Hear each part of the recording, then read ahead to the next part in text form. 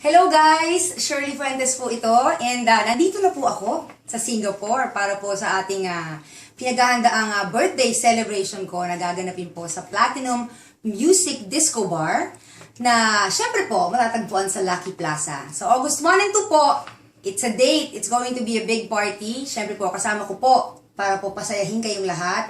Ang Wild Angels Band, ang kanila pong resident band. Kasama din po ang Pop Machine. And also, andyan din po ang pwede pero depende na band. Siyempre naman, talagang makikigulo sa atin.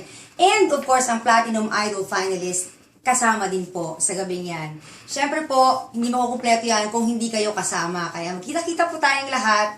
See you all, and we'll have a great time.